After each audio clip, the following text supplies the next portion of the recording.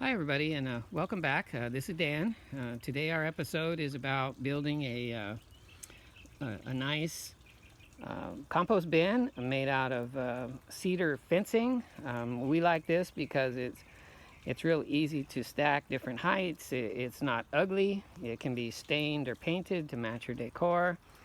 It's basically four or five, well, five on this one pieces that you can see where this sticks out a little here, and you can see where it's down, where these pieces are integrated and they stack one on top of another.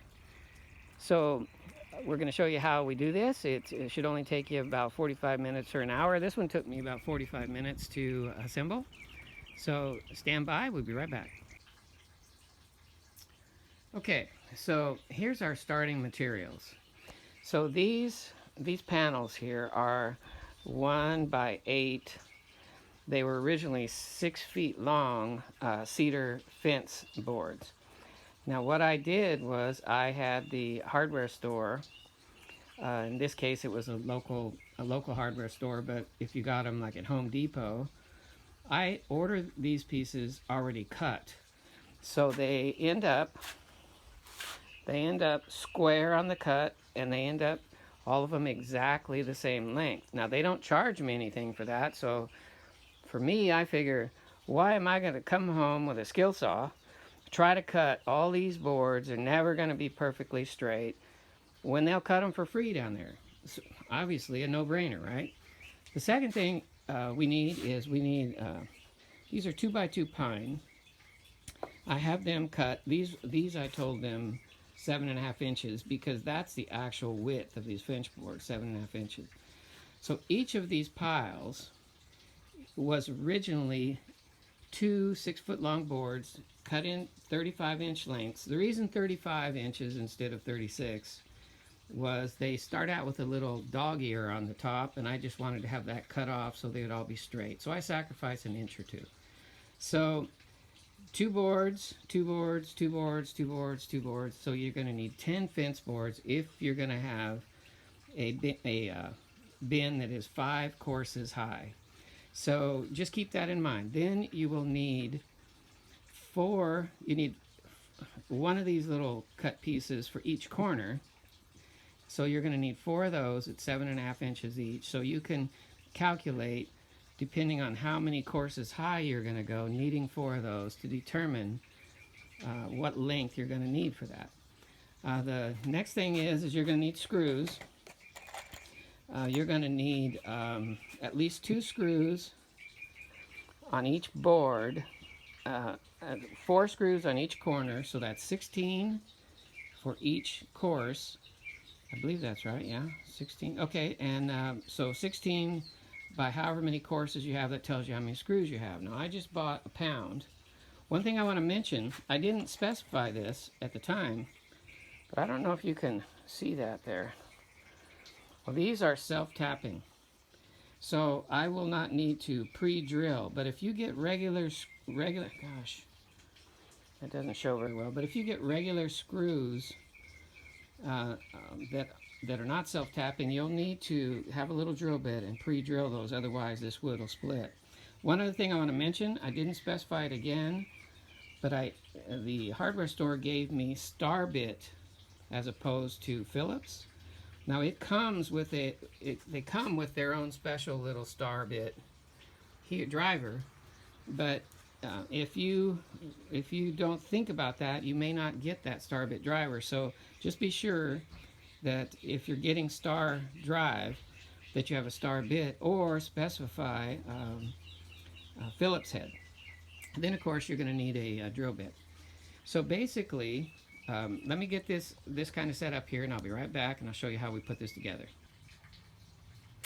All right, so I got to thinking, before I show you the setup, I'm going to show you what it is we're trying to accomplish first.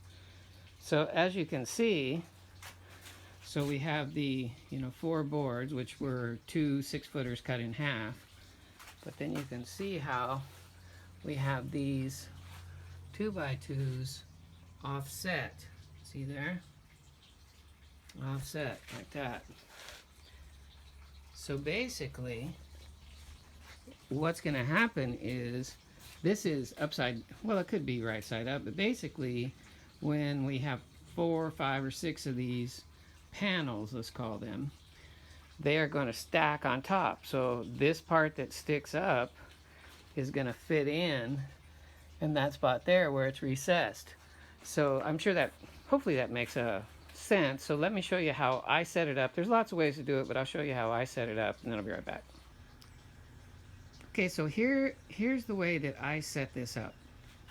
Now I already have this one screwed together, but this is the method that I use, because what I am wanting to do is I'm wanting to have this distance here equal the offset distance here. And so the way that I accomplish that is I use one of the same pieces here. I don't like to measure, because every time I measure, this measurement is slightly off from that measurement and it never ends up working. So I use a piece that is going to be consistent. So I slide this piece in so it is flush. I slide this piece in until it matches. Now that way this distance is exactly that distance. I make it flush here, and I set my screws there and there. And so I make 2 of these pieces, 2 of these panels, and then the other remaining boards will just attach on the side going that way. So I hope that makes sense, and I hope it's helpful to you. So hold on, and we'll be right back, and I'll show you the rest of the construction. All right, so real quickly, so I put the screws into this, and this then flipped it over so you can see how this looks here. And so you're going to make 2 of those panels, and then you're going to take 2 more boards, flip it up, and line it up, line the boards up on the ends there, see there? And then you're going to screw this in, just screw that board in to that 2x2 right there. Repeat on that side, and then attach the other end piece, and you end up with the piece I just showed you. Hopefully, and I apologize for just having one hand here, hopefully that makes sense. So for those of you who are a little bit more advanced, I apologize for being so basic, but for those who don't do this very often, I hope that helps. So I'll be right back. Okay, and here is the bin, all finished and assembled with 1, 2, 3, 4, 5 of the trays, I call them. It stacks up nicely. It could be stained, painted, but set over in like a corner of the yard, allowed to weather. It won't be unsightly like some of those big plastic things. So I hope you found this video interesting and helpful. We always appreciate it if you would like, share, and subscribe, and comment if you have any suggestions or any ideas about it. So we appreciate you watching. Until next time, good growing, guys.